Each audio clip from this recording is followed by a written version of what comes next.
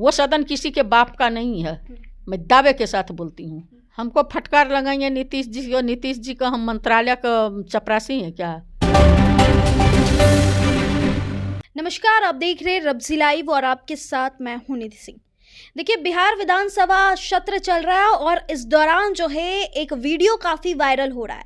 उस वीडियो में नीतीश कुमार फटकार लगाते नजर आ रहे हैं। वो वीडियो आप भी देखे होंगे, लेकिन आज हम बात करेंगे आखिर सदन के अंदर क्या कुछ हुआ था, क्यों नीतीश कुमार खड़े हो गए और फटकार लगाने लगे। हमारे साथ बातचीत करने के लिए एमएलसी डॉक्टर उर्मिला ठाकुर जी मौजूद हैं।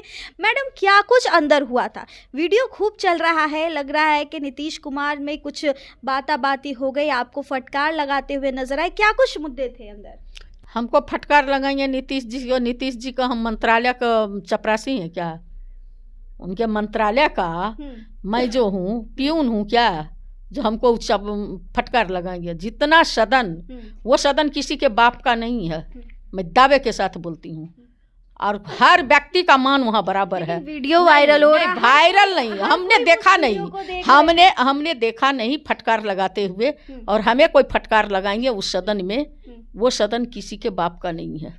वो सदन पूरे बिहार वासी का है, जहाँ माँ के पेट में पलने वाले बच्चों की तकदीर लिखी जाती है। और उस सदन में आज दोनों सदनों में जो हैं, दोनों सदन के माननीय लोग बैठे हुए थे और माननीय राज्यपाल का भी भाषण था, और जिधर से हम लोग बैठे हुए थे वहाँ पर एक साउंड बॉक्स लगा हुआ था। वो साउंड बॉक्स से आवाज़ नहीं आती, साउंड बॉक्स में तरतराहट खूब ज़ोर से थी, बहुत ज़ोर से, जैसे आप देखे होंगे कि बिजली कड़कती है उस टाइप से, थंडर की जिस आवाज़ होती है उस तरह से बहुत ज़ोर से आवाज़ आती थी, जो आवाज़ लगता था कान को फाड़ देगा, और महामहिम क्या बोल रहे हैं वो आवाज़ हम लोग तक नहीं पहुंच पा रही थी। उस आवाज़ में वो आवाज़ गुम हो जा रही थी। तो हम लोग, कई लोगों ने उठ के बोले कि, कई लोग कहे कि माननीय जो है आवाज़ नहीं आ रही है, लेकिन लोगों ने ध्यान नहीं दिए।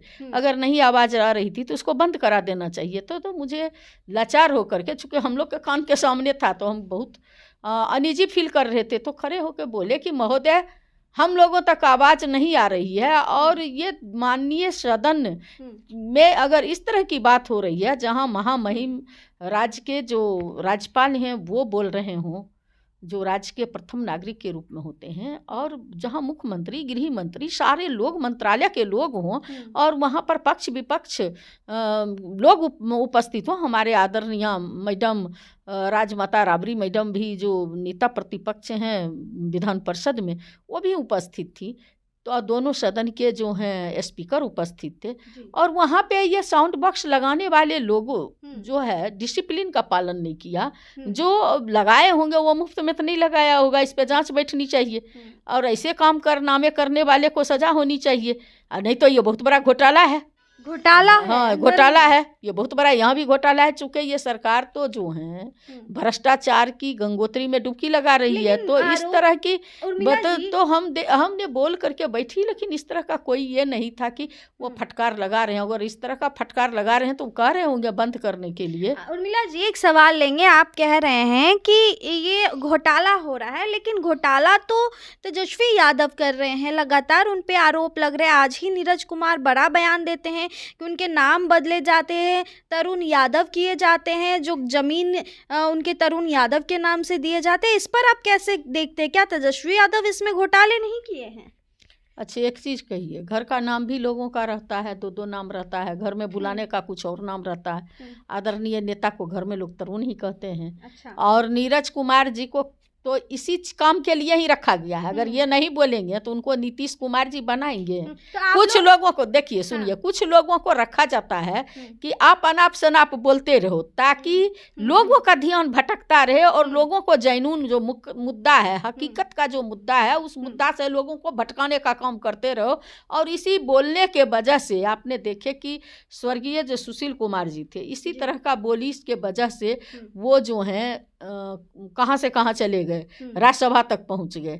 तो कुछ लोगों का उन बरबोलापन वहाँ है, और इस तरह की बातें जो करते हैं, उनको घोटाला की बात अगर करना है तो सृजन घोटाला का जांच करा ले। अभी 62,000 करोड़ का बिजली विभाग में आया, उसका जांच करा ले। CAG का जो रिपोर्ट आया उसमें 71,000 करोड़ का, 9,000 करोड़ का, 80,000 करोड़ का जो है इन लोगों ने NOC नहीं दे पाया और बता नहीं पाया कि वो रुपया कहाँ गया। कह रहे हैं कि तो इस तरह की बात करने वाले लोग, हाँ। देखिए इन लोग का विपक्ष में, ये विपक्ष मुक्त बिहार चाहते हैं, ये विपक्ष मुक्त भारत चाहते हैं।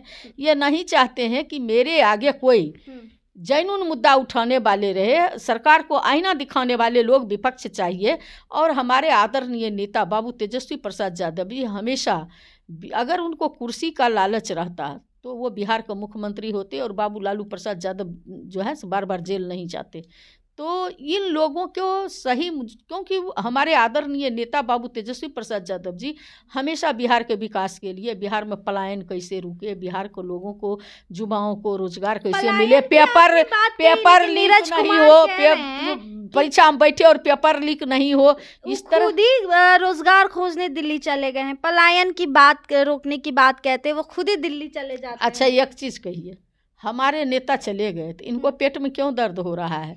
ये बहुत ज्यादा प्रचंड बहुमत से आए हैं, और ये महिला को 10-10 हजार, महिला को 10-10 हजार, सदन क्या चल रहा है जो आवाज नहीं सुनाई पड़ रही है? घोटाला वहां पर देखे, साउंड बॉक्स जो है इनका ठीक नहीं है, वो नहीं दिखाई पड़ रहा है। इनको तेजस्वी जी चाहिए। बिना तेजस्वी जी का नाम लिए हुए इन लोग का दुकान चलने वाला है। कोई मीडिया वाला जाइएगा वहाँ, कोई नहीं जाएगा उसको पूछने के लिए। वो लोग बंजर भूमि है, और तेजस्वी जी का नाम जब लेते हैं तो उस पर घास फूस उगने लगता है। आप ये कह रहे कि दो नाम है तेजस्वी यादव का, एक घर का नाम है, लेकिन सम्राट चौधरी जब नाम चेंज कर लेते हैं तो आप लोग बड़े हंगामे करते हैं, और अब तेजस्वी यादव दो नाम रख लिए हैं तो आप बोल रहे हैं ये नॉर्मल सी बात है। अच्छा, हम लोग काहे हंगामे करेंगे? हंगामा किए, नाम लिए जन स्वराज वाले जो हैं पीके जी और प्रशांत किशोर जब नाम लिए तो क्या उस पर कार्रवाई कर दिए? ये लोग क्या बोलेंगे? हम लोग कुछ नहीं कहें किसी को, हम लोग किसी का व्यक्तिगत कटाक्ष नहीं कर सकते। जो बिहार का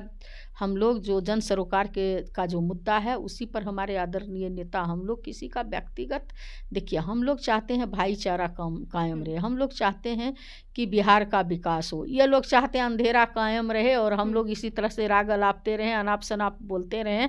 और जो जैनून मुद्दा है, आप देखे होंगे नीति आयोग की रिपोर्ट में बिहार सबसे नीचे पायदान पे है, हर क्षेत्र में है।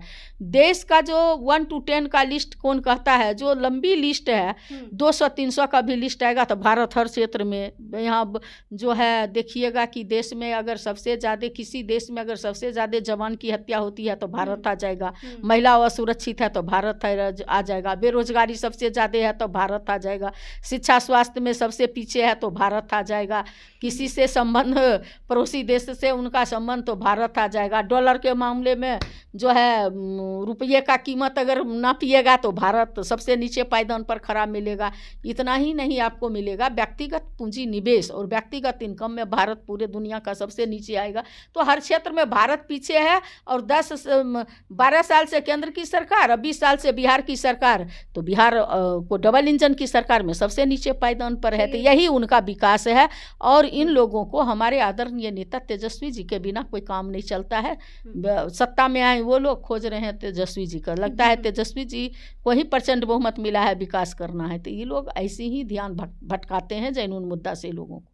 चलिए देखिए, सदन में जो कुछ भी वीडियो वायरल हुआ है वो एक नॉर्मल वीडियो थी, लेकिन लोगों ने उसे चढ़ा बढ़ा दिया है। हालांकि अंदर साउंड बॉक्स को लेकर के इन्होंने आवाज़ उठाई, वहाँ के साउंड बॉक्स की गड़बड़ी थी, लोगों को आवाज़ नहीं आ रही थी क्योंकि वहाँ पे राज्यपाल अभिभाषण कर रहे थे और इन लोगों को सुनाई नहीं पड़ रहा था। फिलहाल इस खबर में इतना ही। आप बने रहे हमारे साथ, तब तक के लिए बहुत बहुत शुक्रिया।